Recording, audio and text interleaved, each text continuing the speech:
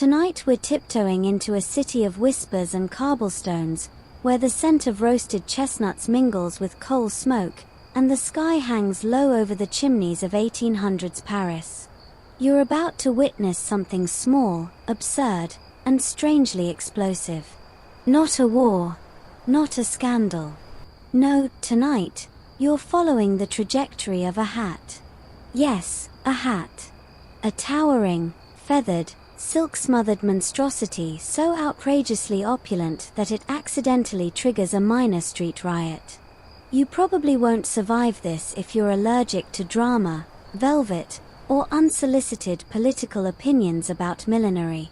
So, before you get comfortable, take a moment to like the video and subscribe, but only if you genuinely enjoy what I do here. And hey, tell me where you're listening from and what time it is in your part of the world. Now, dim the lights, and let's ease into tonight's journey together. You wake up to the clatter of hooves and the squawk of morning vendors. Paris isn't polite about waking, especially not this particular arrondissement, where pigeons don't wait for crumbs and fashion doesn't wait for permission. The street's already humming with a dangerous kind of energy. You know the feeling. Like the air before a thunderstorm. But instead of lightning, today's chaos will be feathered, perfumed, and worn atop a very bold young woman's head. She hasn't appeared yet, of course. For now, you're just drifting along Rue de la Paix, boots scuffing through thin puddles of last night's rain. The shops are flicking open their shutters, one creaky hinge at a time, like eyelids after a wild dream.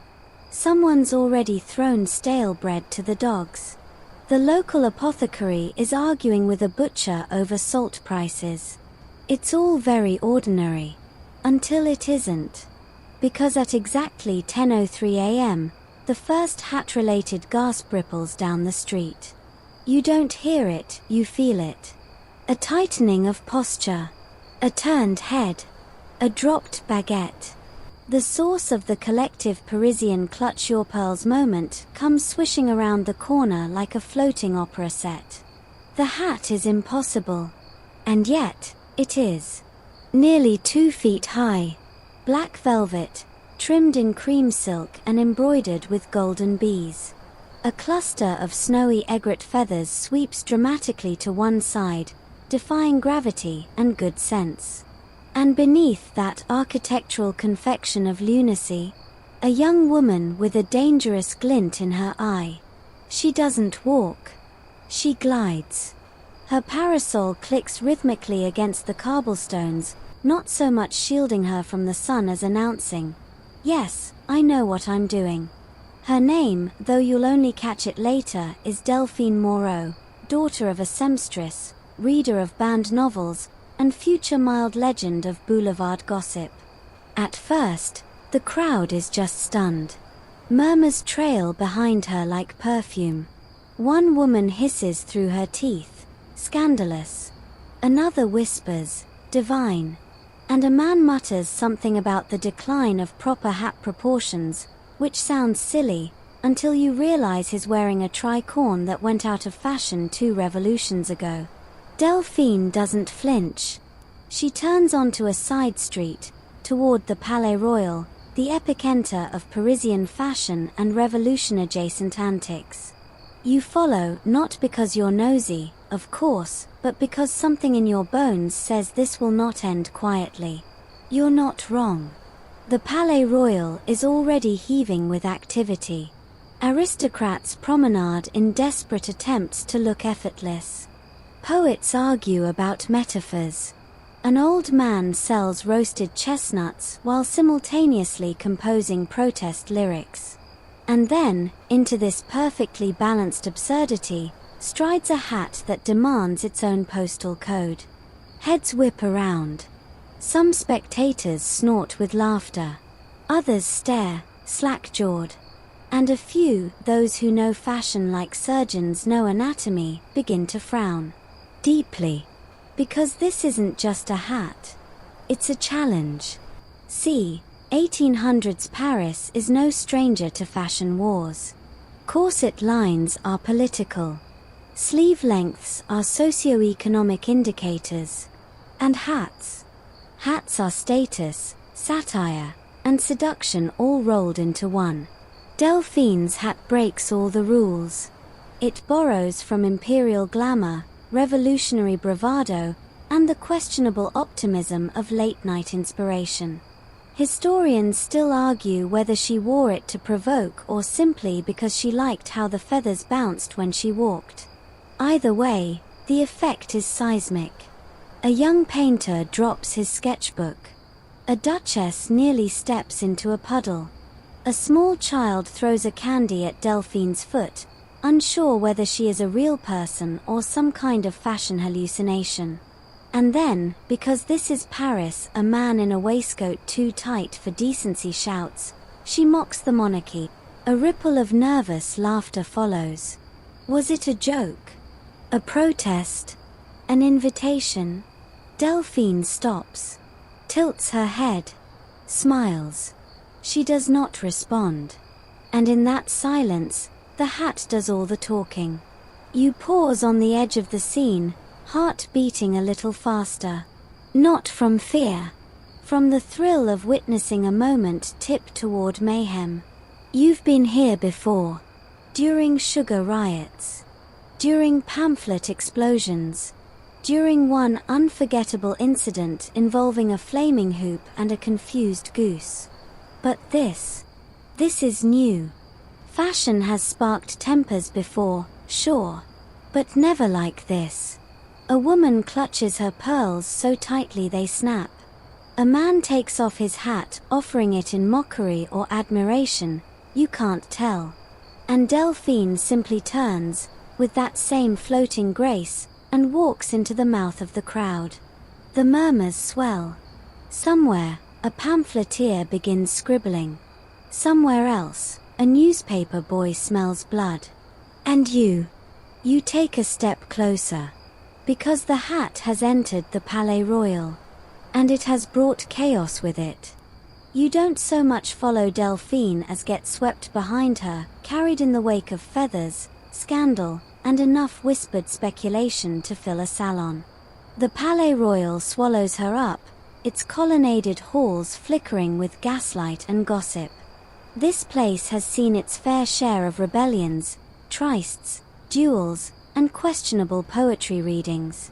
But today, all of that fades into the background. Today, it's about the hat.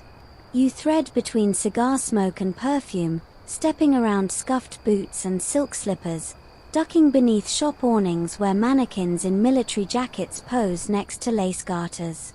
You glimpse Delphine near the heart of the square, just beyond the fountains where children shriek and street performers juggle flaming pins with suspicious confidence. She's paused, conveniently, in front of one of the more notorious ateliers, Maison Elegance, where hats are treated like divinely ordained miracles and sold with the reverence of holy relics. A new creation glimmers in the window, a modest lavender bonnet with discreet netting. It looks, in comparison, like a defeated jellyfish. Inside, behind the glass, Madame Dufresne owner, fashion demagogue, possibly part-time witch, spots Delphine and immediately pales several shades past acceptable social pallor. Madame Dufresne is not accustomed to being upstaged. Especially not by an uninvited plume storm parked outside her establishment.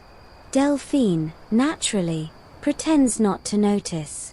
She adjusts a glove. Smiles faintly at a passing lieutenant.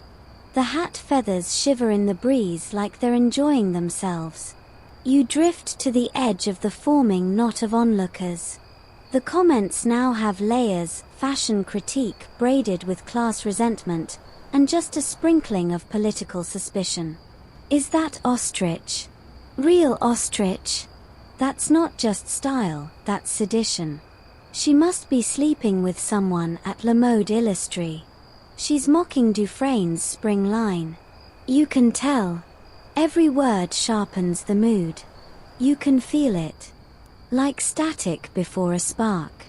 A mood that historians, when they stop bickering over the exact origin of the hat's millinery influences, will later describe as volatile with aesthetic overtones. Madame Dufresne steps out of her shop. She's wearing a turban. Of course she is. Wrapped high, adorned with a single brooch. Understated power. A style lifted straight from Napoleon's Egyptian campaign, though she'd never admit it.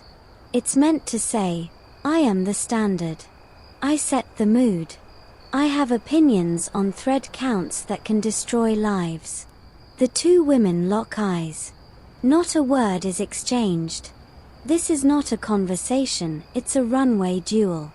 And then someone sneezes too loudly, a dog barks, and all bets are off. A young man, possibly a law student, judging by the ink on his cuffs and the overconfidence in his stride, approaches Delphine and bows deeply. Too deeply. His hat falls off. She doesn't look down.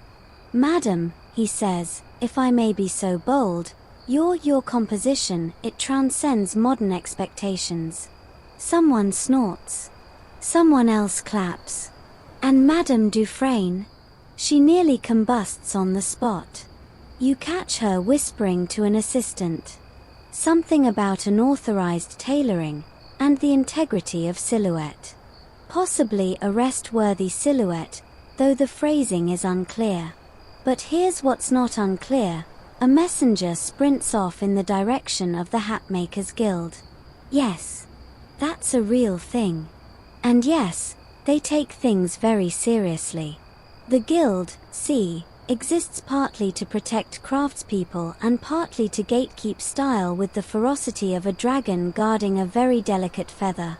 Their headquarters aren't far.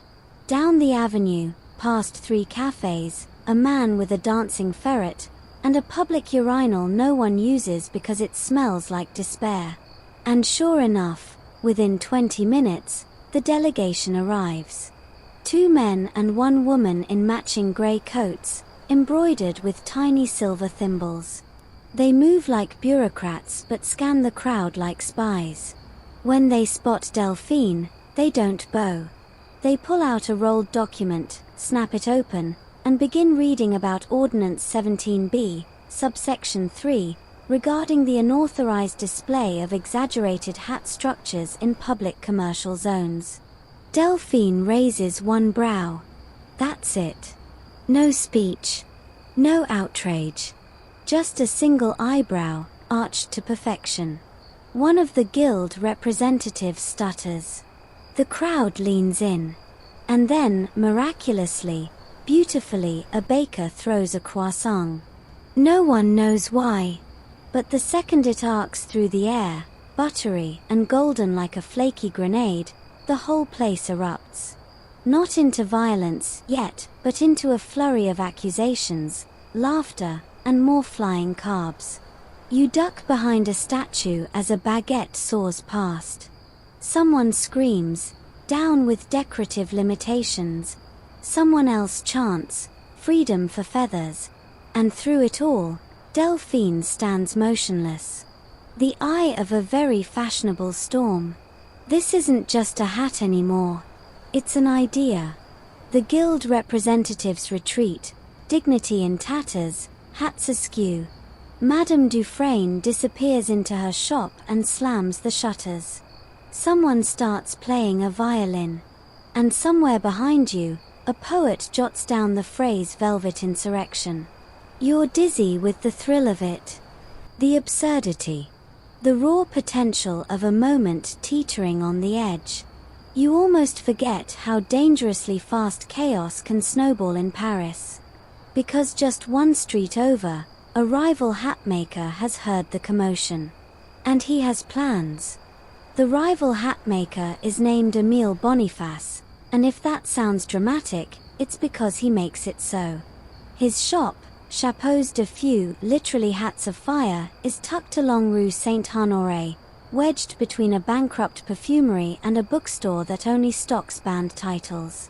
Émile's known for 2 things: his excessive use of taxidermy and his hatred of Madame Dufresne, whom he calls that velvet witch.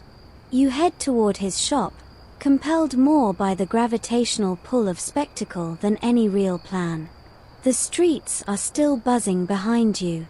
People are shouting, waving newspapers, and pointing toward the Palais Royal like it sprouted a second moon. The word riot hasn't been used yet, but you can sense it prowling the edges of everyone's thoughts, waiting for an excuse. When you reach Boniface's door, he's already pacing. Long legs, mustard yellow waistcoat, spectacles glinting with menace. On his workbench lies what looks like a pigeon in mid-flap, covered in sequins. You try not to look too long. Did she use aigrettes? He growls, mostly to himself. Of course she did. The nerve. He spins toward his apprentice, who's all of 15, possibly named Jules, and clearly regretting life decisions. Bring me the falcon headpiece. No, the one with the monocle. We are not going to be humiliated by a seamstress's daughter and her flying mattress. You think he's joking, until Jules returns cradling something that looks like a cross between a military helmet and a bird of prey mid-lecture. Emile snatches it up, muttering darkly about millinery ethics and the collapse of aesthetic standards. He throws open the shutters. Announces, to no one in particular, the war has begun. And within the hour, Emile's minions are on the move, plastering posters across lampposts and mailboxes.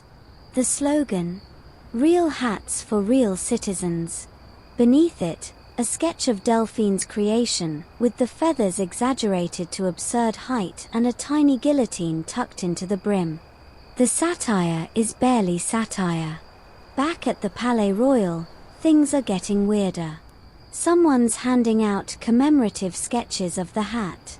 Children are pretending to faint in mock shock. A group of students begins chanting "big hats, big hearts," with a sincerity that suggests they've skipped class for this. Delphine. She's seated now. Somehow, a chaise longue has appeared beneath her, as if summoned by confidence alone. A flower seller offers her a bouquet. She accepts with a gracious nod that somehow turns into another scandal. Because she places a rose between the feathers. A red one. Onlookers gasp. Red flowers, you see, have meaning. Political ones. Revolutionary ones.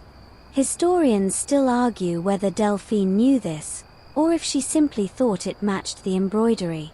But the effect? Cataclysmic. You're barely catching your breath when the city's hat inspectors arrive. Yes, Paris has hat inspectors. They usually concern themselves with counterfeit labels, unsafe chin straps, or overly perfumed felts. But today, they march into the Palais Royal with all the gravity of foreign diplomats. Uniformed, notebooked, and deeply unamused. Their leader, a square-faced woman named Inspector Prue, approaches Delphine and introduces herself by clearing her throat loud enough to scatter pigeons. There's been a formal complaint, she says. Delphine's fans jeer. Prue holds her ground. You are hereby asked to explain the structural stability, social intent, and declared materials of this. She gestures upward, clearly fighting the urge to call it a flying fortress garment. Delphine looks up slowly. I'm wearing a hat, she says. The crowd explodes with cheers. A violinist plays a dramatic trill. Inspector Prue's nostrils flare like a war horse. That's when someone, probably a philosophy student, throws a soft cheese at a hat inspector. That's the tipping point. Cheese, it turns out, is the final straw. Prue signals her colleagues. Whistles are blown. A frenzied attempt at crowd dispersal begins, which is about as effective as yelling at a hurricane. You get jostled into a group of pamphleteers, all furiously scribbling headlines. One shouts, "Write this down." Feathered Fury faces fines. Another just sketches a cartoon of the hat as a Trojan horse. Somewhere, Someone lights a pipe with pages torn from Vogue Parisian. A woman slaps her husband for suggesting she could never pull off something so bold.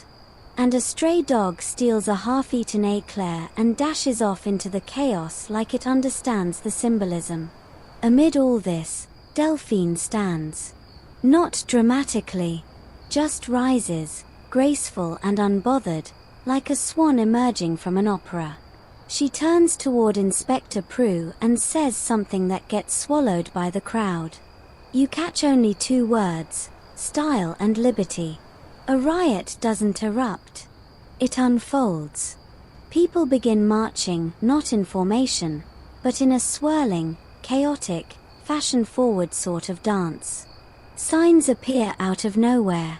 Slogans like "Feathers Forever" and "Down with Dowdy" flare across hastily assembled placards. Someone ties a ribbon around a statue's neck. Another drapes a scarf on a lamppost like it's a declaration of independence. You know this mood. The one that starts with a laugh and ends with legislation. Within hours, the city guard will arrive. City officials will draft statements. And Emile Boniface will attempt, disastrously, to debut his falcon hat in the middle of it all. But for now, as dusk creeps over Paris and the shadows stretch like gossip across the cobblestones, you realize something. This wasn't about a hat. It was about permission. About claiming attention in a world that told you to shrink. And Delphine? She wore her rebellion in velvet and thread. The falcon hat debuts at precisely 6:14 p.m., tragically timed to coincide with a fresh round of applause for Delphine, who's just handed a flower to a child. Not just any flower. A daisy. And if the red rose hinted at rebellion, the daisy, that's downright revolutionary innocence. It's like arming a kitten with a philosophy degree. You glance down Rue Saint-Honoré just in time to see Emile Boniface arrive. He's flanked by 2 assistants holding what appear to be hat boxes, although the boxes have been so reinforced with velvet and bronze clasps they could double as siege weaponry. He wears the falcon hat himself, which, look, let's be honest, was a mistake. You try to be fair. Truly. But when you see it up close, it's hard not to wince. The falcon appears to be mid-scream. Its beak is open. Its wings are extended. There are tiny binoculars attached, for no apparent reason. One feather pokes out at a truly reckless angle. And worst of all, there's a pocket watch sewn into the crown, as if it's constantly checking the time for everyone around it. Still, credit where it's due. Emile walks like a man who believes in his millinery monstrosity. He marches into the center of the square, chest puffed, daring anyone, to question his brilliance. Someone does. A child. No older than 7. She points and says, "Is it alive?" Emile stops. Then a young woman, her bonnet entirely unremarkable, tilts her head and adds, "Does it bite?" A ripple of laughter. That's all it takes. Emile's assistants hurriedly open their boxes, pulling out copies of the falcon hat and thrusting them into the arms of nearby men who look utterly unprepared to participate in fashion warfare. One tries to wear it backwards. Another somehow tears his cravat trying to fasten the chinstrap. It's chaos, but organized chaos. Emile begins shouting about true French artistry, the return to classical form, and something about the tyranny of novelty. He's absolutely vibrating with rage and hairspray. Delphine doesn't even look up. She's drawing something. A sketch. The outline of a new design. The wind catches the edge of her paper and reveals a swirl of curls, ribbon, and wait, is that a snail shell? Bold. Back to Emile. He's now on a crate, literally preaching to a crowd that's half interested and half distracted by a mime who's begun mimicking him from the opposite crate. The mime, for what it's worth, Wears a modest straw hat with a fake bird egg taped to the brim. Subtle genius. Then a chant begins. Falcon fail. Falcon fail. It catches quickly. You're not sure who started it. A baker. A shoemaker. Maybe the mime. But it spreads like a baguette sale on a Sunday. And Emile. Oh, poor Emile. He begins shouting counter-arguments, its avian elegance, avant-garde aerodynamics. But it's too late. The falcon has flown the coop of public approval. A tomato splats near his shoe. Someone throws a glove, an actual challenge, in 1800s Paris code. You brace yourself. This is the moment it could tip into real violence. Someone draws a quill. Thank goodness. But it's dipped in ink and flung like a dart, splattering across Emile's mustard vest. His expression freezes. He looks like a man who's realized too late that his opponent didn't come to a style debate.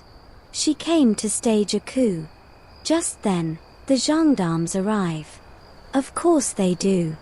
Not the full force, just three, one tall, one short, one perpetually sipping something from a flask that smells like regret. They blow their whistles and wade into the crowd with the enthusiasm of men who definitely didn't sign up to adjudicate hat-related riots. Gendarme tall approaches Emile. What's all this? It's about dignity. Emile huffs, feathers trembling. The gendarme nods. So, not a crime, then? Artistry is on trial. Right, says gendarme short.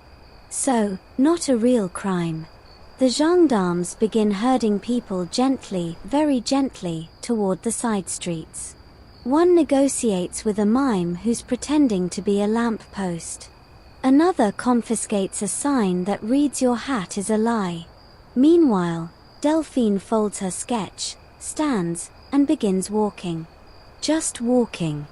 Through the thinning crowd, past gawkers, past Emile, who's now shouting "You'll regret this when falcons rule Paris," and straight toward the Seine. You follow. Obviously. Along the way, people part for her like she's a myth in motion.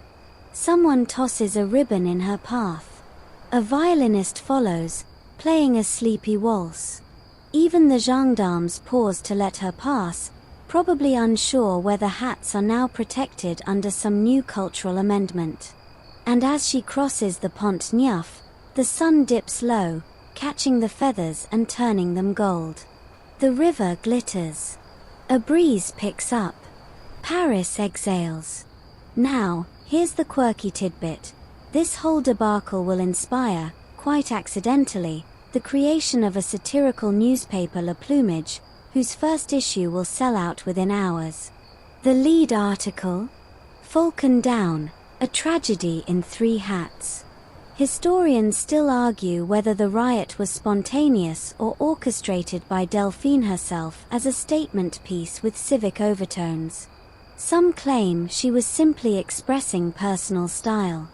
Others suggest she was sending a coded message to a secret society of radical aesthetes. A few insist it was a protest against rising millinery tariffs. You're just glad you were there to witness it. Because how often do you get to see a city lose its mind over a hat? You keep trailing Delphine as she moves with quiet determination, each footstep as measured as a metronome in a salon. Her stride is relaxed but deliberate, and somehow she avoids every puddle, pigeon, and poorly fastened cobblestone without breaking rhythm. She's not so much walking as conducting the city beneath her. Behind you, the remnants of the falcon frenzy begin to dissolve. The chant has softened into mutters. Emile has presumably retreated to some velvet-curtained cave to nurse his pride, and one brave mime remains impersonating a tumbleweed rolling across the Rue de Rivoli. All is returning to normal, or at least, Paris's version of it. As you keep pace with Delphine, something about the pace of the city changes. The laughter dies down, replaced by whispers and the low clatter of hooves on cobblestone. You glance to the right and catch sight of a police carriage rounding the corner. Not gendarmes this time, actual police, and they don't look thrilled. Two officials in dark blue uniforms step out, followed by a rotund man with a monocle, a notebook, and an expression that says "I once failed at painting and never recovered."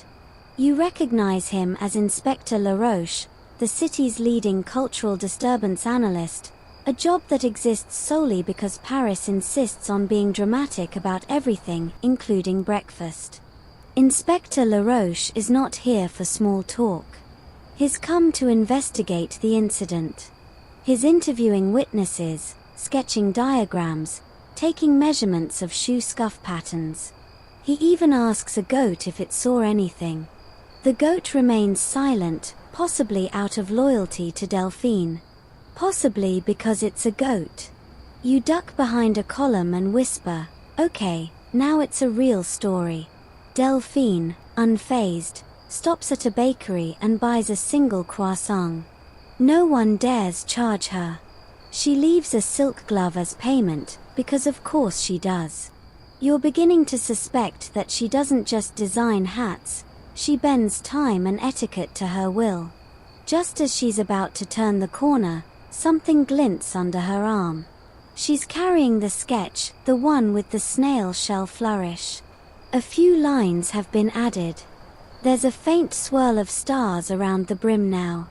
Could this be the next design? The next scandal? Behind you, Laroche calls out, "Bring me anyone who clapped." That might include you. You pick up the pace. Delphine moves away from the main streets, weaving through narrow alleys filled with laundry lines and curious cats. She seems to know exactly where she's going, and the winding trail leads to a workshop tucked behind an ivy-covered gate. The sign above the door reads simply, "Atelier de l'ordinaire extraordinaire."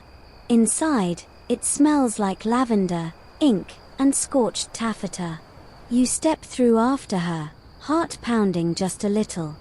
Not from fear, more from the surreal thrill of standing in a place where half the city's fashion revolutions probably begin. Hats dangle from the ceiling like strange chandeliers. Some glow faintly.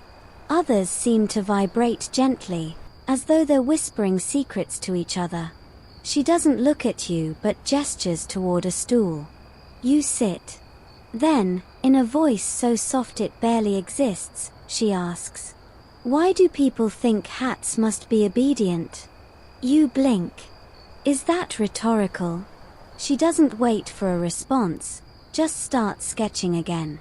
The lines are fast, sure, like music played by someone who doesn't need to think about where the notes go. You glimpse pieces of the new hat as they form a spiral brim, a dangling charm shaped like a crescent moon, something like a veil but wispier, dreamier. She explains, still softly, almost absent-mindedly, that the hat earlier today was merely a prototype. A test balloon. A provocation. She wanted to see how far you could push the public before they declared aesthetic mutiny. Turns out, not very far. I knew Emile would react, she adds, tapping her pencil against her chin. The falcon was a gift. A dare, really. Wait, what? Yep. Turns out she gave Emile the initial sketch for the falcon hat as a gesture of goodwill. Historians still argue whether that was generosity or a trap. Some say she genuinely hoped he'd improve it. Others believe she weaponized his ego for the greater good of French millinery. Delphine shrugs. Sometimes the nest must burn so the bird can truly fly. Poetic. Possibly illegal. She begins pinning fabric onto a mannequin, a deep midnight blue velvet that shimmers in a way that suggests it was dyed using alchemy or possibly stolen moonlight. The shape starts to form, wide brim, subtle tilt, a ribbon that seems to coil like smoke. A marvel. An omen.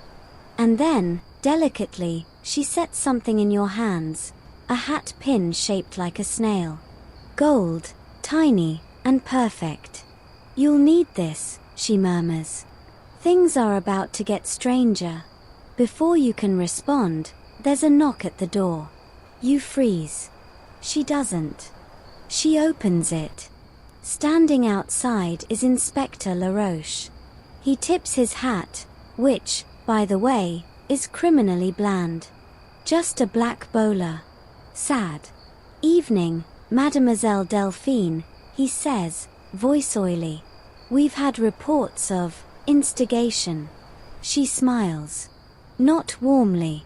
Not coldly. Just precisely. I only make hats, monsieur. The city wears what it chooses.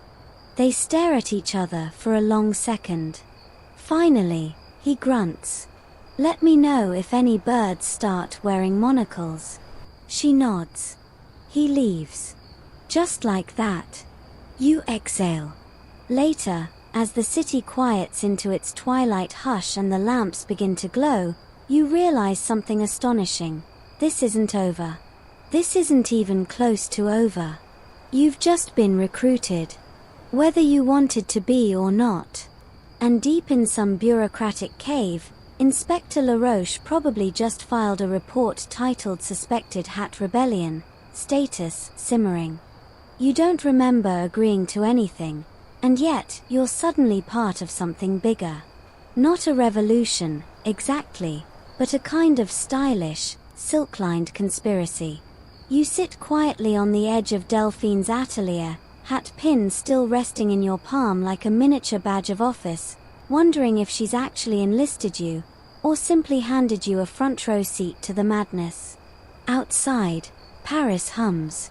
The bells of St. Eustache toll softly in the distance. Someone yells about oysters. A horse sneezes with operatic drama. Inside, Delphine hums a Berlither tune and continues draping fabric like she's painting music into midair. You're not the only one watching, she says suddenly, voice so casual it's clearly a warning. Others have noticed. You ask, others? She doesn't answer, because that would be too easy. Instead, she reaches under the counter and pulls out a bundle of clippings, newspaper articles, broadsheets, satirical sketches. All centered on recent disturbances caused by, of all things, headwear. Apparently, there was that time a man in Montmartre got so dazzled by a feathered bonnet that he walked into a fountain and accused the water of seduction. Or when a group of seamstresses broke out into a street waltz after seeing a new asymmetrical veil design. And let's not forget the Louvre guard who fainted at the sight of a jeweled turban worn by an opera soprano. That incident led to an official memorandum banning distracting millinery during performance intervals. These weren't isolated events. They were sparks. And sparks, when collected, can start fires. Now you see it, this wasn't just about one hat. It was about the slow unraveling of aesthetic control. Paris was built on beauty, but also on rules. And Delphine, elegant as a whispered threat, was very clearly breaking both. She looks up, eyes shimmering with amusement, and says, "There's a pattern to it all. A language." You raise an eyebrow. She continues, "Hats aren't just accessories. They're messages. Postcards you wear on your head." Historians still argue whether 19th century Parisian hats carried intentional symbolism or whether people were just dramatically starved. But Delphine's theory suggests a semiotic code, design as defiance, trim as protest, color as whispered rebellion. According to her, the real fashion war isn't between designers. It's between those who obey silhouette conventions and those who dare to tilt their hats just so. The atelier's door creaks. You spin around. It's a young man, perhaps 20, with wild hair, soot on his cheek, and the kind of trousers that make you question both geometry and personal safety. He tips a hat made entirely of braided copper wires. "Delivery," he says, handing Delphine a velvet-wrapped box and a smirk. She nods. Merci, Maxim. How's the signal tower? Still transmitting. Though the pigeons are getting nosy. Right. Of course. Because when you're coordinating a fashion-based resistance, carrier pigeons are involved. Possibly telegraphs. Maybe semaphore. Maxim gives you a look like he's trying to figure out whether you're part of the crew or just accidentally wandered into the wardrobe department of a surrealist play. You try your best to look useful. It mostly comes off as concerned mannequin. Once he's gone, Delphine opens the velvet box. Inside is a hat like none you've seen yet. It's understated, black silk, low crown, a slim curved brim, but at its center sits a single brooch in the shape of a quill pen, gleaming with embedded opals. This one's for Odette, she says quietly. She's writing tonight. You blink. Odette. As in Odette Beecham, the poetess known for scandalous verses, banned from 2 newspapers and 1 boarding school.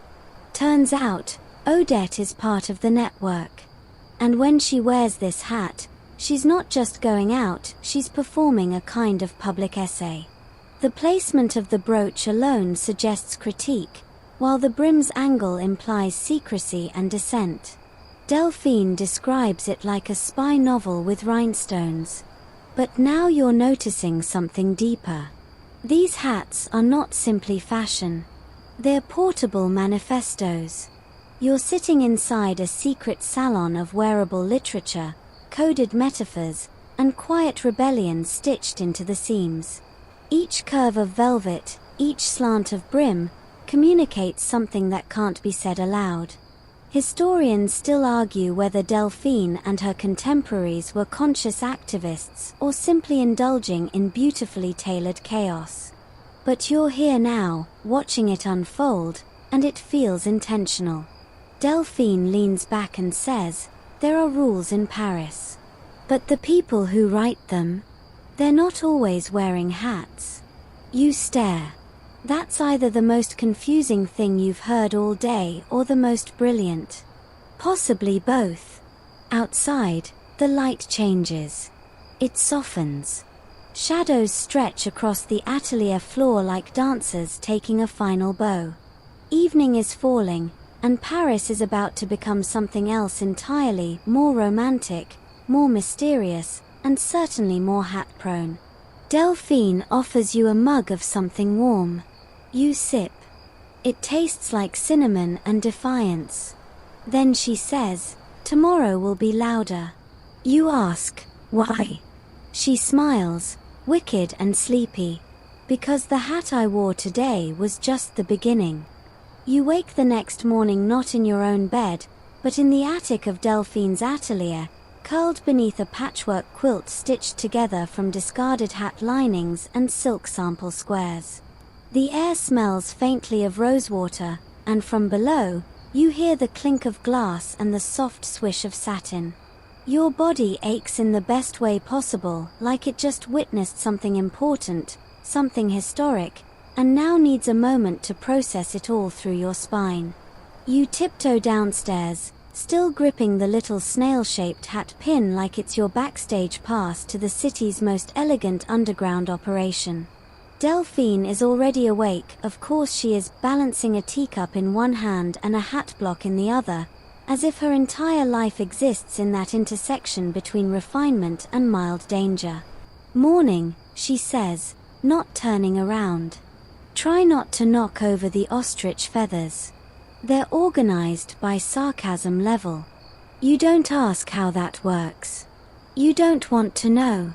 You do, however, notice a new hat sitting on a pedestal in the center of the room. This one is unlike the others, it's stark, minimalist, and for once, seemingly devoid of anything overtly scandalous. Except, of course, that's the trick. Delphine walks over and adjusts the angle of the crown by a fraction of a degree. That's when you see it. The inside of the brim is lined with tiny printed words. Not just decorative text, actual micropoetry.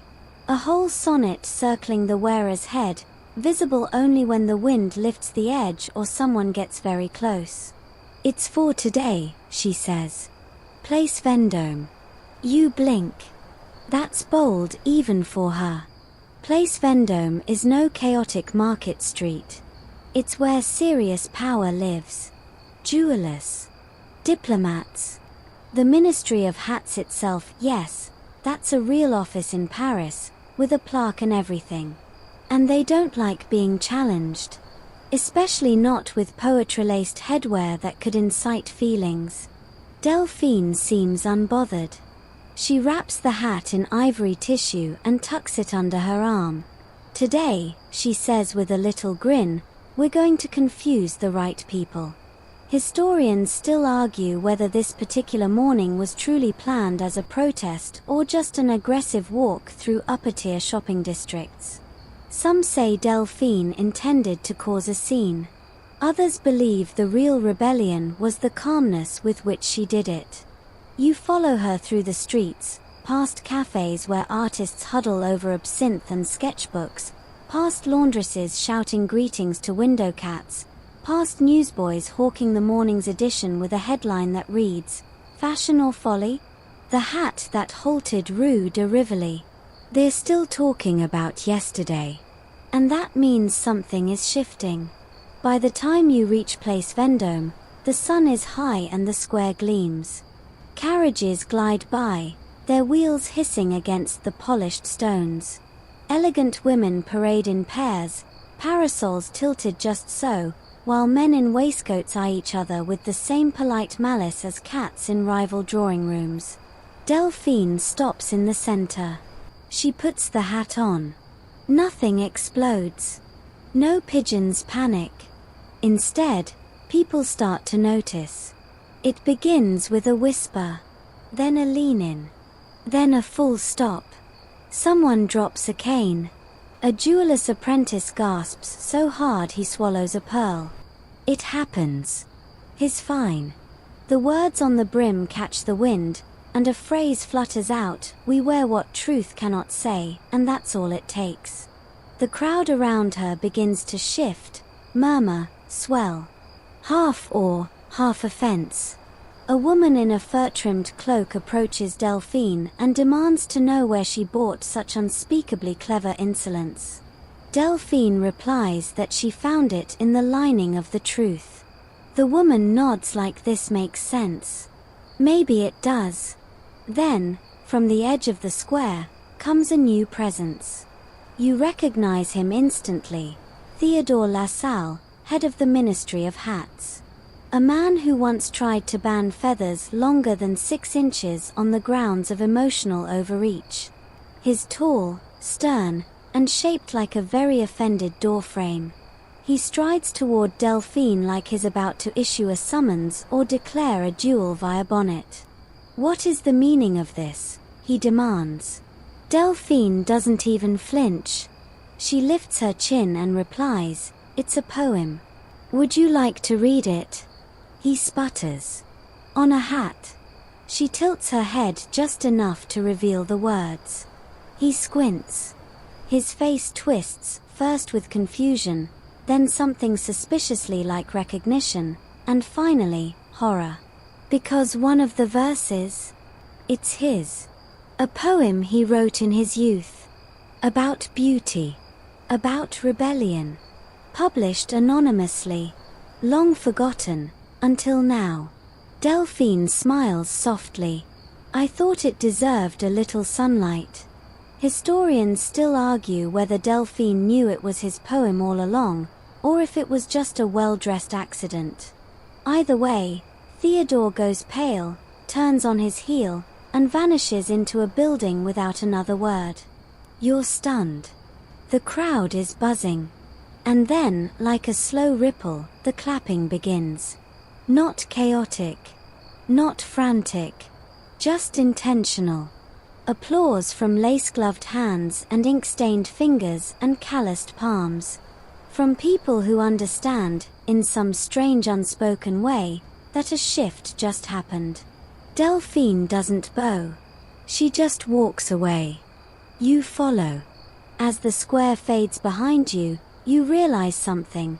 This wasn't about making a statement. It was about showing the seams. Lifting the hem of normal. Proving that even the most polished places in the city can be bent, if only slightly, by velvet and verse. You return to the atelier like you're coming back from a battlefield, except instead of smoke and ash, there's the faint scent of lavender and just a hint of roasted chestnuts from a nearby vendor. Delphine walks ahead of you, not triumphant, not boastful. Just purposeful. Like someone who plants seeds, knowing she might not be the one to harvest them. Back inside, the mood shifts. It always does after a public display.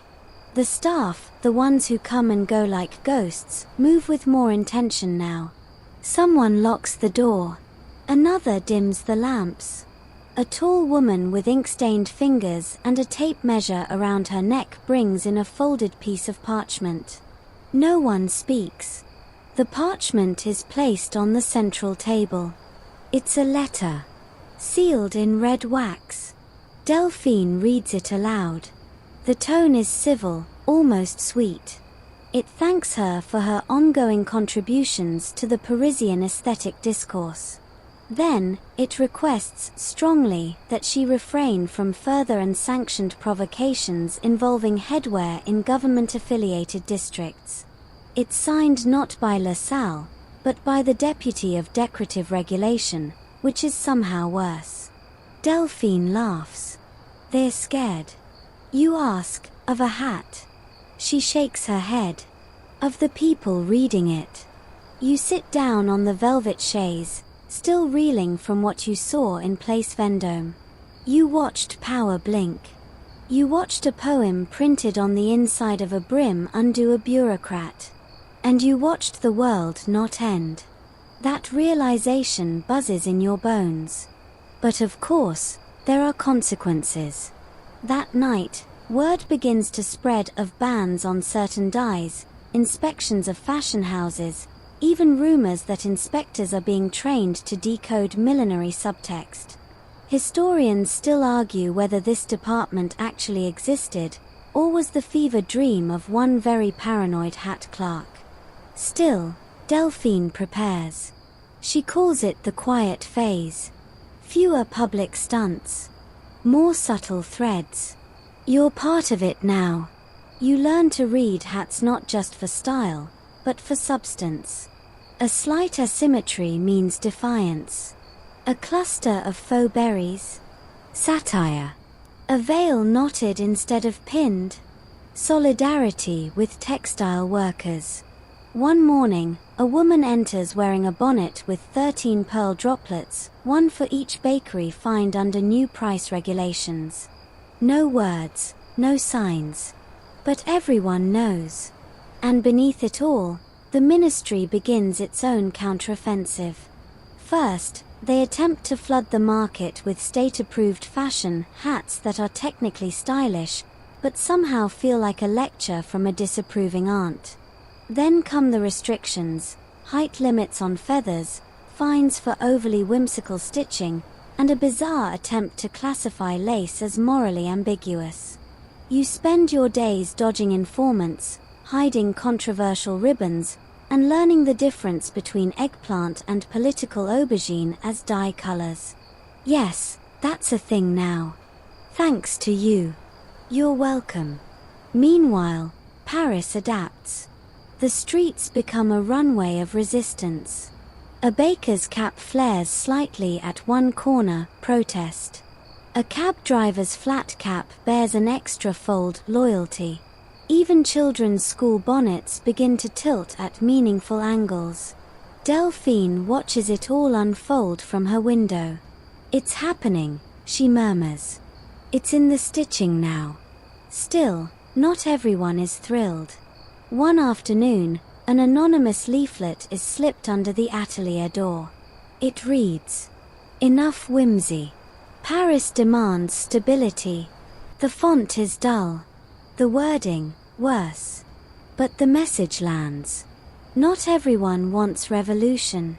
Some people just want to buy a croissant without wondering if they're accidentally supporting millinery sedition. And honestly, fair. That night, as the gaslights flicker, Delphine gathers her inner circle. You're there. So is Odette. Maxim. The tall woman with the ink fingers turns out to be a political cartoonist working under the pseudonym Moth. Delphine lays out the situation. They've changed the conversation, yes. But to keep it from fracturing into noise or nonsense, they need something more powerful than poetry. They need a uniform. Not the boring kind, no stripes, no badges. Something subtle. Something people can wear without fear, but with intention.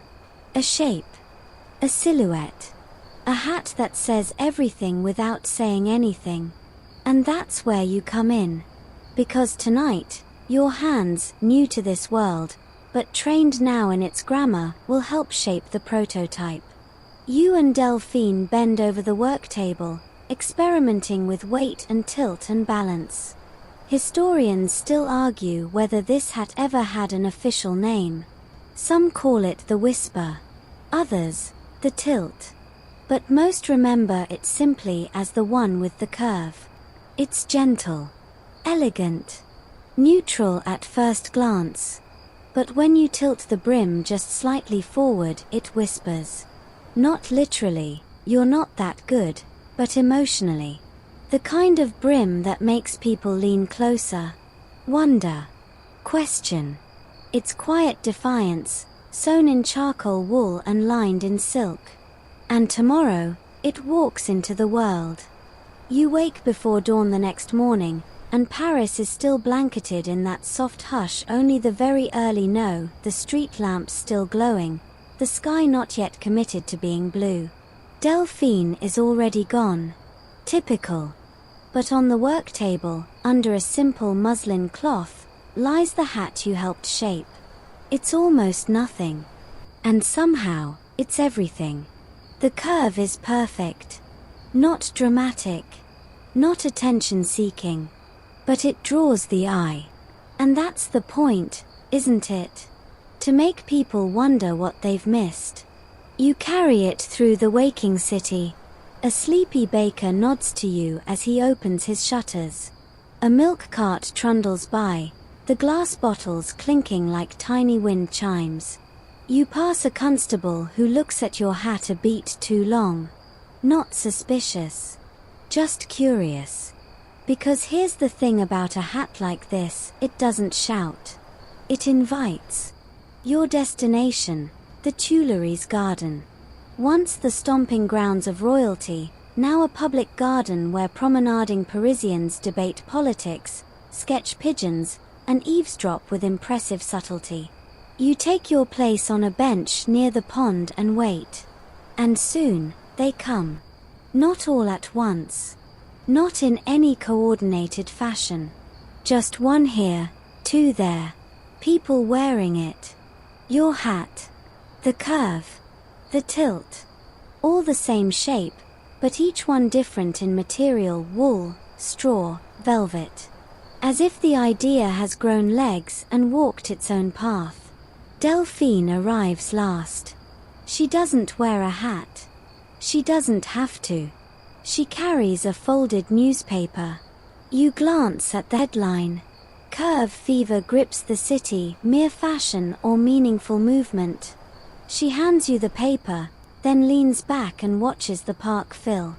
A schoolteacher in navy walks past, her hat tilted with precision. A butcher's apprentice lounges on the fountain ledge, his flat cap suddenly less flat.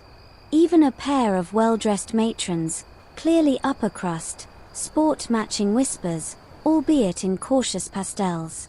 It's working. You feel it. Not just in the way people glance at each other, but in the air. Like everyone's in on a joke that hasn't been told yet. And then, trouble. A group of uniformed men appears at the far end of the garden. Not constables, inspectors. Hat inspectors, if you can believe it. A real thing, now, thanks to a panicked ordinance passed 2 nights ago by the Ministry of Decorative Regulation. Historians still argue whether the bill was meant seriously or as a form of bureaucratic satire. They move quickly, purposefully, approaching individuals, asking questions, taking notes. When they reach the woman next to you, a seamstress, by the look of her, you hear the exchange. "Where did you acquire that hat?" She blinks. "I made it." "Was it your design?" A pause. Then, "Yes." You see the flicker in her eyes. She's lying. It's your design. But she's protecting it like it's hers. The inspector moves on. Delphine grins. "That's the trick," she murmurs. "It's not mine anymore." But then they reach you. You're not prepared. Your pulse jumps. You don't want to be a face on a list. You're not built for prison, especially not one where the walls are upholstered in beige and the coffee is bad. The inspector narrows his eyes. "Is that one of those?" He doesn't name it. He doesn't have to.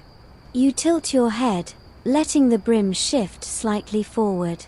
"I just liked the curve," you say. He opens his mouth, maybe to press further, but Delphine cuts in.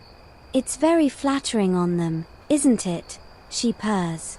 Almost makes their cheekbones dangerous. The inspector is momentarily short-circuited. Cheekbones weren't on the checklist. He moves on. And you realize something. This revolution isn't loud. It isn't violent. It's just slippery. By the afternoon, whispers reach the atelier, inspectors issuing warnings, hat makers being encouraged to use more vertical lines. One poor apprentice is fined for producing subversive curvature. That phrase will later become the title of a niche poetry anthology. So Delphine makes her next move.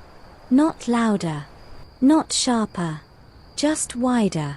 She begins sending hat patterns across the country, disguised as fashion guides, tucked into sewing kits, embedded in novels and recipe pamphlets. She even hides one in the lining of a traveling circus elephant's feed bag. Yes, really. Historians still debate whether this was brilliance or sheer chaos. And the hats spread. Soon, the curve appears in Lyon. Then Marseille. Bordeaux. A woman in Dijon wears one on stage during a play and gets a standing ovation for a monologue that isn't even hers. In Lille, an entire wedding party shows up with coordinated tilts. Paris is no longer the center. It's the spark. And you're somewhere in the middle of it now. People begin to recognize you not by name, but by brim. A knowing glance here. A smuggled ribbon there. You walk into bakeries and are handed the usual even though you've never been there before. The curve has become a passport. And yet, there's always a pushback. You hear rumblings of a counter-style forming, the straight brim society. Grey hats. Unadorned. Proudly stiff. Their motto, fashion should not whisper. You want to laugh. But you don't. Because you know what happens when the whisper becomes a conversation and someone tries to shush it. That evening, back at the atelier, Delphine pins a new shape to the wall. It's not curved. Not exactly. It's spiraled. A twist on the twist. You smile. Because you already know what's coming. The second movement. The spiral is daring. Where the curve was a whisper, the spiral is more like a murmur that makes you lean in. It's almost flirty. But in that way where you're not sure if it's actually flirting or just very French. It loops once, then loops again, not dramatically, but deliberately. A wink, in millinery form. Delphine unveils it quietly to the inner circle. There's a pause in the room, that moment when everyone's waiting for someone else to react first. Maxim blinks. Odette's jaw tilts. Moth murmurs, "It feels dangerous." Which, coming from someone who once embroidered a guillotine into a muff, says a lot. You trace the spiral with your finger.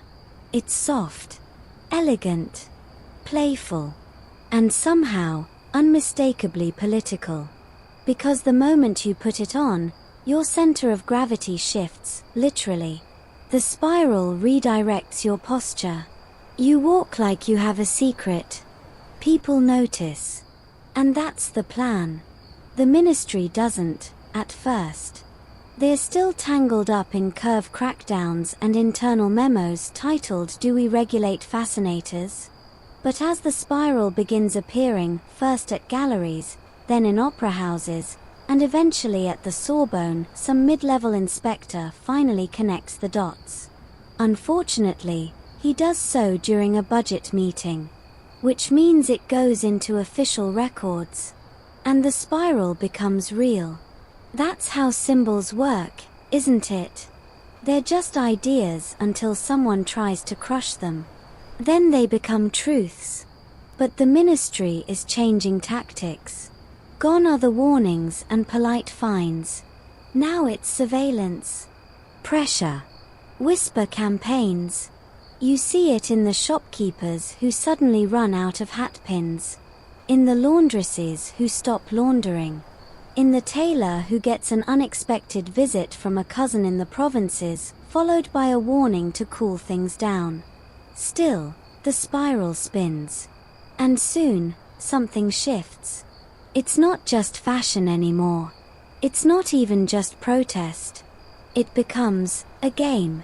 One evening, at the Palais Garnier, a woman arrives in a spiral hat so subtle it looks like a curl of smoke.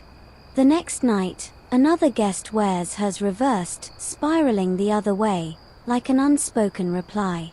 Within a week, people are communicating entire conversations just in brim twists.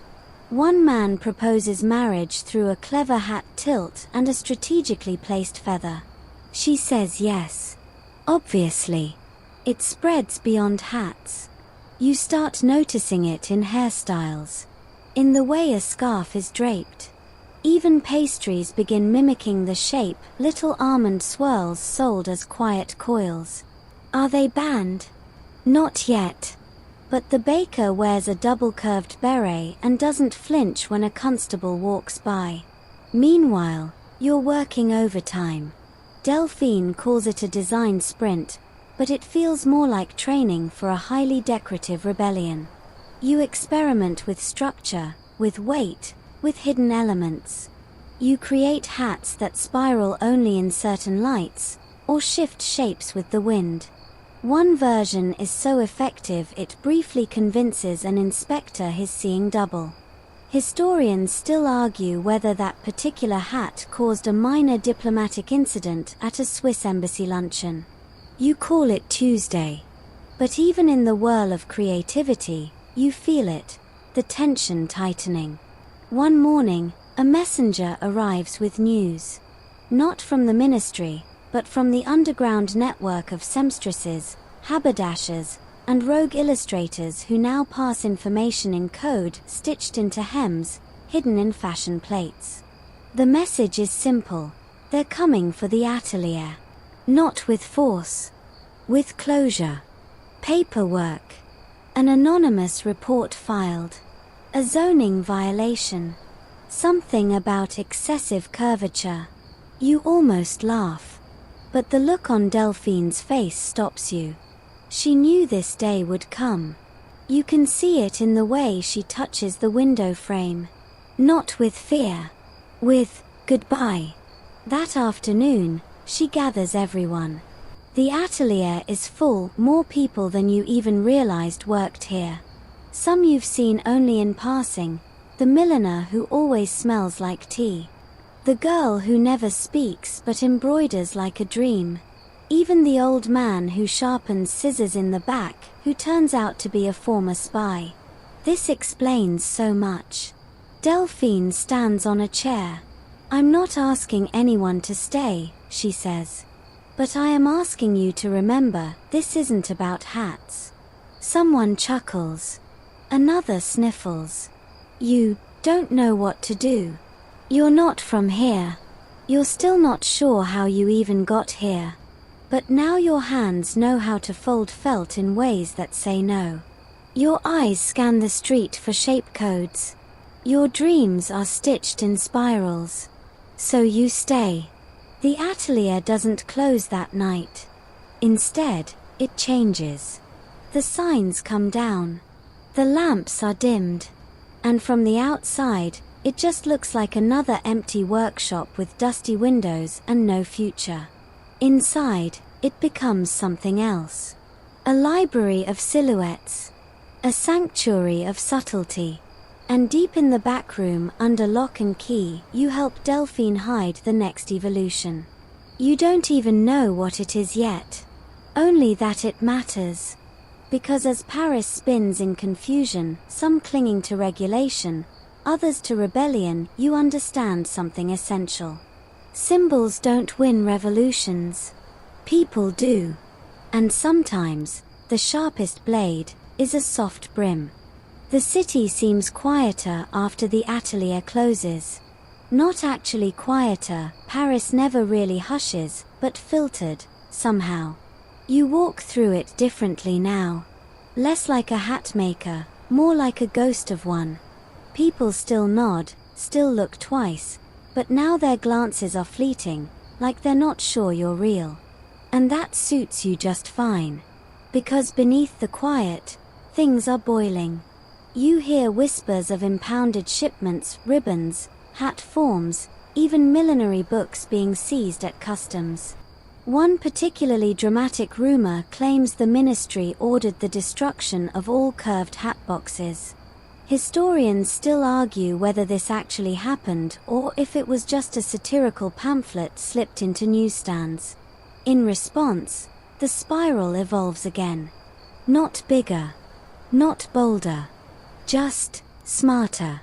You and Delphine begin creating dual-purpose hats, brims that unfold, twistable crowns, linings stitched with secret messages. One model, known in-house as the Whirlpool, unfurls into a full spiral canopy when turned twice counterclockwise. Another, the Snail Whisper, collapses into a flat disc but springs back into its original shape when heated gently over steam.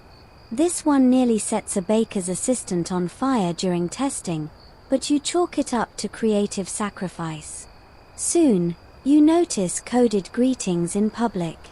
A gloved hand adjusting a brim just so. A hat tilted against the wind rather than with it. You even witness a silent argument between two men on a tram, no words, just competing spiral patterns, each more elaborate than the last. It's absurd. And oddly beautiful. Of course, the ministry doesn't find it beautiful. They find it threatening. So they start sending their signals. A popular fashion magazine suddenly praises the new simplicity, straight lines, high crowns, unadorned silhouettes. A bishop denounces vanity spirals in a sermon. Even a children's puppet show introduces a villain named Madame Twister who leads innocents astray with fancy hats and moral ambiguity. She's defeated by a hatless goat named Honoré. But here's the irony. All their efforts just confirm that the spiral means something. And that meaning? It's not rebellion for rebellion's sake. It's creativity. Autonomy. Elegance with teeth. One foggy morning, as you're sketching a reversible brim inspired by a pastry swirl, Delphine enters with a letter. No envelope. Just folded parchment, worn at the edges. It's from the Underground Millinery Council. You didn't know there was an Underground Millinery Council. Neither did Delphine. But apparently, it's real or real enough, and they want your help. Specifically, a hat for a public event. Not just any event. The annual Founders' Day Parade, Paris's biggest civic spectacle, a sprawling mix of pomp, pageantry, and extremely awkward trumpet solos. This year, the ministry plans to use it as a statement, a return to order, tradition, straight lines. They want to remind the city who's in charge. So, naturally, the council wants to hijack it. With a hat. Just one. Worn by a singer, Josephine Chavot, a contralto known for her voice, her impossible cheekbones, and her refusal to follow any rules. She's agreed to perform in the parade's final act, a grand ode to Parisian glory. Your job, design the hat. The message doesn't specify how daring it should be. But Delphine looks at you, then says, make it say everything. So you do. You work in secret, late at night, lit only by oil lamps and moonlight. You experiment with balance, tension, grace. You sketch and re-sketch until the page looks like it's spiraling too. Eventually, the design reveals itself. It's not just curved. It's layered. From one angle, it looks simple, traditional, straight, even. But as the wearer moves, it reveals more. A twist here, a ripple there. And finally, when Josephine bows her head in song, the whole brim unfurls into a perfect spiral, gilded at the tips, catching the light like the sun rising out of defiance. You call it the Revolution Whisperer. Fitting. The day arrives, thick with anticipation and the smell of roasted chestnuts. The streets are packed. Children perched on shoulders, guards in ceremonial uniforms, banners flapping against a skeptical sky. You watch from a balcony, tucked behind flower boxes and a faint air of mystery. The parade begins. Brass bands. Floats. Ridiculous costumes. One mayor insists on dressing as a baguette. No one stops him. And then, finally, Josephine appears. She stands tall on a velvet platform. Her gown is navy, studded with tiny spirals. But it's the hat that steals the breath. At first, the crowd sees only elegance. Then she begins to sing. And as she tilts her head, the hat shifts. The spiral reveals itself slowly, deliberately, like a secret emerging from the folds of memory. Gasps ripple through the crowd. People whisper. A child claps. An inspector stumbles. And in that moment, just that moment, it feels like Paris leans slightly toward possibility. You don't stay for the end. You slip away while the brass booms and the crowd roars. Back at the atelier, the others are waiting. Delphine holds a teacup, trembling only slightly. Moth dabs her eyes. Maxim is already sketching his own version of the hat, muttering something about next time, more tassels. You just smile. Because it worked. One hat. One moment. That's all it takes to tilt a city on its axis. You sit down. Breathe. And finally, sleep. You wake to silence, the kind that feels like a question waiting to be answered. The parade is over. The hat has spoken. And Paris. Paris is still standing, but maybe not in quite the same position as before. Outside, the city looks normal. The boulangeries still open with that telltale smell of warm crust and defiance. Children still drag sticks along railings, still invent games that make no sense and yet explain everything. But something's shifted. You sense it in the way people glance upward, as if searching the skyline for the outline of a spiral. You hear it in the rustle of skirts that carry secrets. The hat from the parade, the Revolution Whisperer, has become more than a fashion moment. It's already being copied, badly, across arrondissement lines. In Montmartre, someone paints it on a wall. In the Marais, a florist arranges a bouquet in the shape of its brim. And somewhere near the Seine, an inspector finds a perfect paper replica tucked into his pocket, folded with surgical precision. He blames his wife. She blames the concierge. The concierge just shrugs and returns to polishing spiral-shaped boot heels. But the ministry doesn't shrug. They panic. Within 48 hours, a new decree is issued. No more curves. None. Not just in hats, now, but in sashes, corset boning, even public signage. Circular fonts are replaced. Round door knockers removed. The city's doorknobs turn briefly angular, which is deeply inconvenient and absolutely hilarious. Historians still argue whether the ministry genuinely believed that eliminating curves would halt the spread of hat radicalism, or whether it was just a bureaucratic tantrum in Baroque form. Either way, they go too far. And the backlash is immediate. First, the seamstresses strike, not loudly, but strategically. Buttons sewn on inside out. Seams subtly twisted. It begins as sabotage, then becomes art. You walk past mannequins whose dresses ripple sideways, cloaks that fold into secret messages. One notable cape spells Libet when unfurled in a breeze. It's seen once before being confiscated and never found again. Unless, of course, you count the postcard of it that shows up mysteriously on every ministry desk a week later. The people begin to reclaim curves in unexpected places. A jazz trio plays only circular phrases in a smoky cellar beneath Rue Claire. A newspaper prints an entire editorial in spiral layout, start from the center and read outward, like a snail with opinions. And somewhere in the outer arrondissements, an entire block throws a midnight spiral fete. Clothes, lanterns, pastries, everything curved. The authorities arrive too late and too confused to stop it.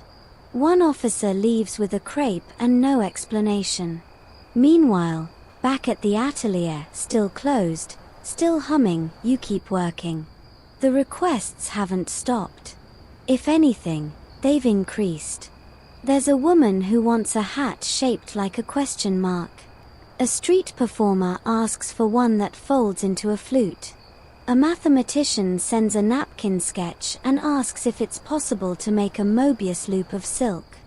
It is. Sort of. As long as no one gets dizzy. You don't just make hats anymore. You make messages. Signals. Inside jokes with the city. And it starts to feel like Paris is winking back. But then, because this is history, and history always makes room for tension, the ministry escalates. They ban Josephine Chavot. Publicly. She's removed from all upcoming performances.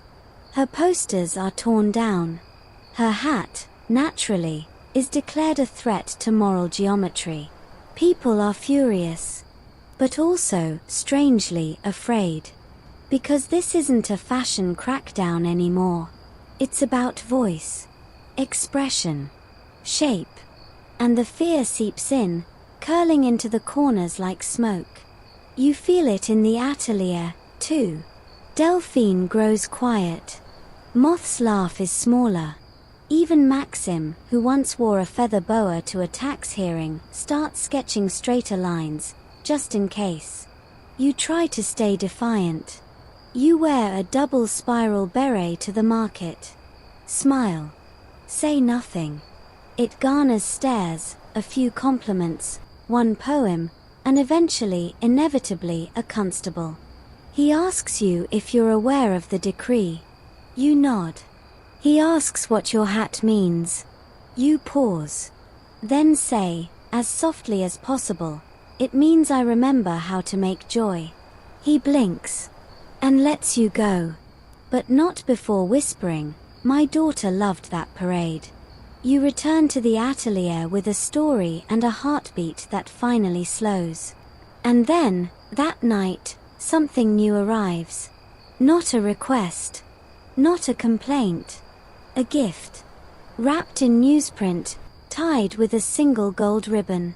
Inside, a pair of gloves, spiral stitched in matching thread. No note.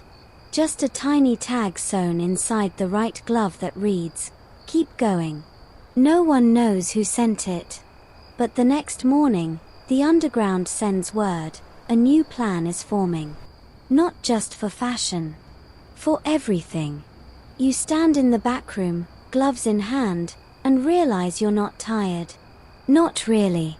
You're ready. Because revolutions aren't born of shouting. Sometimes, they begin with a hat and a whisper.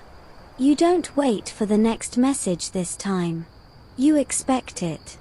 And when it comes rolled tight, ink still fresh, delivered inside a hollowed-out wheel of brie, you're already halfway through drafting your response.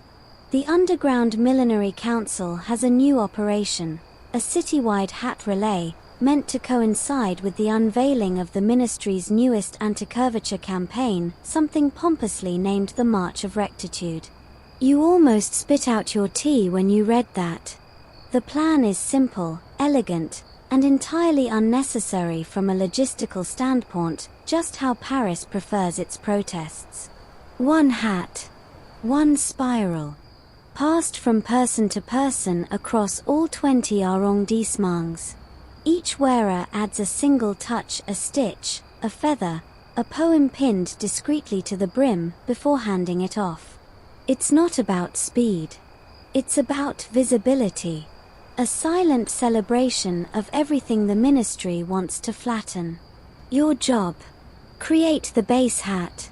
They want something neutral, something that can carry the weight of 20 hands, 20 ideas, 20 whispered rebellions.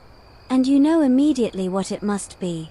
A blank spiral ivory felt, no adornment, shaped in a curve so subtle it only reveals itself when viewed from above. Like a secret you don't know you've been keeping. As you sew, the city tightens. The ministry starts randomly checking hats in public. Which leads to one overzealous inspector chasing a mime for 2 blocks. The mime, to his credit, outpaces him silently. Seamstresses are questioned. Millinery shops are inspected. Even hat stands are regulated, no more circular displays allowed. Historians still debate whether this ministry fixation was sincere paranoia or just a very elaborate distraction from collapsing bread prices. Either way, it doesn't work. Because on the morning of the March of Rectitude, something remarkable happens. It begins in the 20th arrondissement, the working-class edges of Paris, where cobblestones catch sunlight and laundresses hang secrets between shirts. The first wearer is a schoolteacher named Anouk. She adjusts the hat gently, adds a paperclip spiral to the brim, and walks to her corner cafe. There, she meets the second wearer. And so it begins. No fanfare. No announcement. Just a hat quietly making its way across the city, leaving faint ripples behind. You track it in snippets, messages from flower sellers, boot shiners, a child with impeccable penmanship who insists the hat smells like cinnamon. One delivery is nearly thwarted by a goose, but the hat survives. By the time it reaches the 7th arrondissement, the heart of bureaucracy, it has transformed. Still white. Still elegant. But now ringed with additions, lace, wire, phrases like Libet Corb stitched in invisible thread. It's no longer blank. It's a map. And then, of course, the ministry tries to intercept it. They deploy guards to the final pass-off point, the steps of the Grand Theatre, just before the closing ceremony of the march. The plan is to display a massive rectangular flag 2 stories high while delivering a speech about moral alignment and fashionable humility. But Paris has other plans. Josephine Chavot, who's not technically scheduled to appear, walks calmly up the steps, unannounced. She's wearing the hat. Not the revolution whisperer. This one. Your hat. Now transformed. The final touch is hers, a tiny, perfect note pinned beneath the brim, barely visible. She says nothing. She doesn't need to. She walks past the guards, past the flag, past the minister of public taste, whose monocle fogs with confusion, and begins to sing. The crowd, initially gathered for the parade, turns, stares, listens. No one moves. No one breathes. And when she finishes, she removes the hat, holds it high, and hands it to a child in the front row. Then she bows, walks away, and in that moment, the crowd erupts, not in riot, not in chaos, but in laughter, clapping, and an explosion of impromptu fashion statements. People twist scarves into spirals. One man folds a baguette bag into a fascinator and wears it proudly. A police horse is adorned with ribbon. The ministry tries to restore order by announcing a voluntary curvature registry. No one joins. The hat disappears again. Some say it was hidden in a museum. Others claim it toured the countryside in a circus. One theory insists it's been folded so cleverly it now lives flat inside a bakery menu. That last one is probably Maxim's doing. Back at the atelier, you sip your tea, listening to the soft rustle of fabric and muffled street music. The spiral isn't just alive, it's everywhere. And yet, you feel calm. Because this part is over. The hat has spoken. Twice. Maybe 3 times. You've done your part.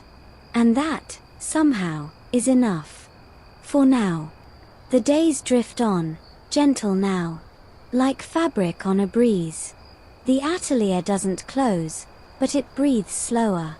Quieter commissions come in, hats for strolls, for proposals, for elderly poets who want something modest but slightly judgmental. You're happy to oblige. Even the ministry, now thoroughly embarrassed and publicly reshuffled, begins its slow descent into bureaucratic obscurity. The Office of Moral Geometry quietly dissolves one Tuesday morning without so much as a press release. One poor clerk is still processing hat inspection forms well into autumn. You send him a sympathy beret. On the streets, spirals have become background noise. They're in wrought iron balconies. Window decals. Latte foam. No longer a protest, just a pattern, part of the city's fabric, too common to ban, too beloved to erase. Historians still argue whether this hat movement qualifies as a true uprising or merely a flamboyant distraction from greater unrest. Some frame it as early performance art. Others insist it was the first successful fashion-based insurrection of the industrial era. No one agrees. Which is probably how the hat would have wanted it. And then, just as you begin to think the story has folded itself shut, a letter arrives. Not a note. A letter. Handwritten. Thick cream paper. Sealed with red wax, pressed into the unmistakable shape of a spiral. There's no return address, but the script is familiar, neat, firm, with flourishes at the capitals. Josephine. You read it slowly, once. Then again. Then you sit with it for a while. She's in the South now. Performing. Resting. Wandering. She's written not to request a hat but to thank you for shaping a moment, for shaping her, for proving that something as simple as a curve could bend a city's will. She writes, there are some battles worth singing into, and some worth wearing into. We did both. At the bottom, a single phrase in English, underlined. Still spiraling. You smile. That night, you take a walk through Paris. It smells of warm stone and leftover pastries. The gas lamps flicker. Couples drift like punctuation marks. You pass someone in a hat that reminds you of the Revolution Whisperer, except this one is velvet and somehow shaped like a cat. You don't question it. You never question it anymore. You cross the Pont Neuf and pause halfway. It's quiet. The kind of quiet that only cities can make, full of tiny movement and distant laughter and the occasional creak of riverwood. You imagine the hat still moving somewhere through the streets. Passed from artist to baker to busker to dreamer. Not always seen. Not always understood. But always worn.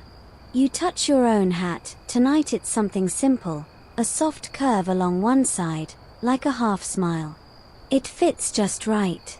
And then, because you're curious, you turn and look behind you. No one's there.